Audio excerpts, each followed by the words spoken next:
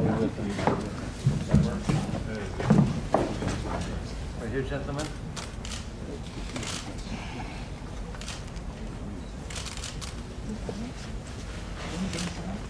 All right, you got it. Thank you. You got it, you got it. Well, thank you for coming, and Governor, on behalf of 8.2 million New Yorkers, not all of whom called me today to say, be sure you welcome the governor. A couple mentioned the Pope, but we're glad that you could come seriously, and thank you for all you're doing in California.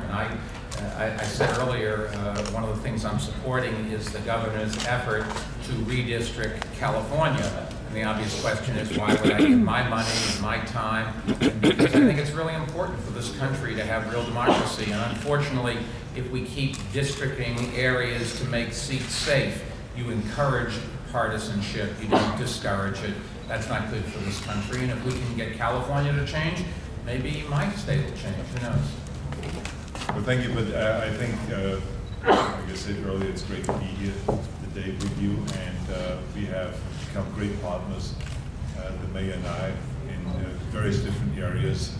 And one of the things that we are really working on and traveling around the country is pushing infrastructure, because we both believe very strongly, we are strong believers to do infrastructure rebuilding in our own areas here in the city and in California. We've made a commitment just in 2006 for $42 billion of infrastructure bonds. After that, an additional almost $8 billion for prison expansion. We're right now negotiating a water package to make sure that we have water, safe and reliable water in California 50 or 100 years from now. So that's another $10 billion package. So this is the kind of things I think that the whole nation needs, because we have infrastructure, as the mayor was saying, that was built during Roosevelt's time, and then followed up by President Eisenhower with the highway system. But since then, really nothing has happened, and we are not only not building, but we are also not keeping up the infrastructure that is existing. So we enjoy all this infrastructure, but we need the upkeep. Some experts have said that we need approximately $225 to $250 billion a year to spend on infrastructure for the next 50 years in order to really keep, be up to date again. So I think, as you can see, there's so many areas where things fall behind. So I think it needs people like the mayor or Governor Rendell and myself, and the 7 other governors have joined us since then, and other cities will be joining us. So this will be really gaining momentum. We'll be happy to take some questions on topic. I will do a New York City press avail afterwards. Yes, ma'am. Yeah. Which president do you think will endorse your desire for more infrastructure most thoroughly?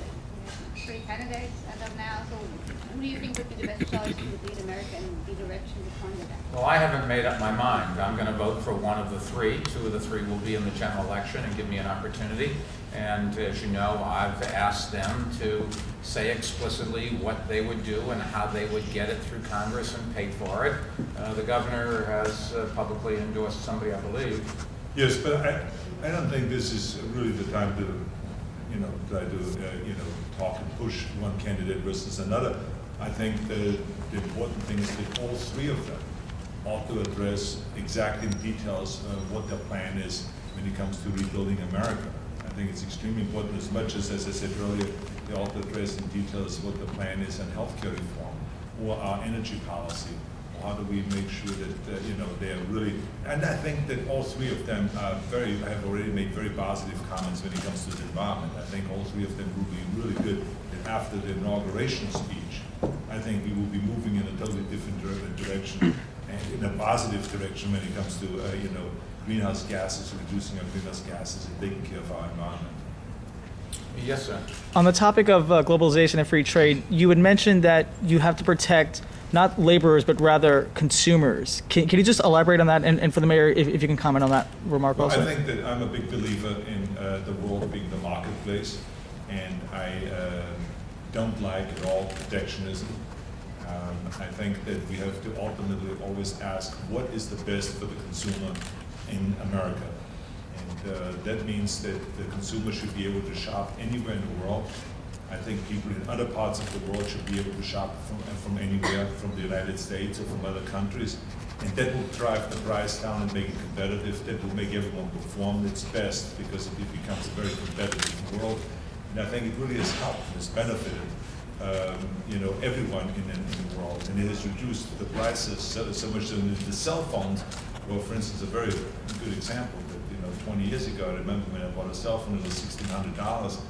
And then the market became very competitive, and all of a sudden the prices came down, and more people could afford it. It was not anymore a luxury item, only those that had a lot of money. Now, third world countries, it's spreading very quickly. Everywhere in the world, people are able to afford cell phones. So, I think this is what I'm talking about. I think we just have to make sure that the world benefits, that the customers, the consumer benefits. I think every time societies and governments have tried to limit people's options, it has long-term been a failure. And clearly, the American public likes to buy goods and services, some of which are made overseas. They are not organized in the same sense that labor is organized, but they are the future. And I think any strategy that tries to protect jobs and limit consumers' choices is doomed to failure. You can see that in Detroit. GM, Ford, and Chrysler used to dominate the automobile business.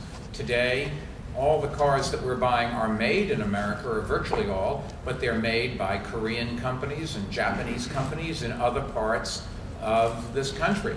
And we go and we try to enforce mileage standards that are ridiculously low.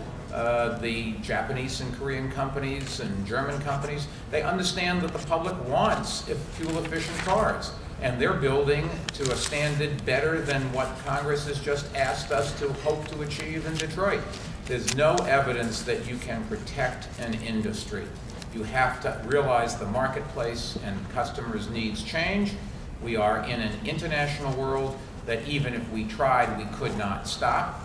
And the public is going to go wherever the best product at the best price is. And if we want to have good, high-paying jobs for our people, we have to focus on developing the jobs here that will be the jobs of tomorrow that others can't duplicate because we have better abilities to produce a particular kind of product. And that depends on our natural resources, our capital to invest, our education system, public education, our university system, our hospitals.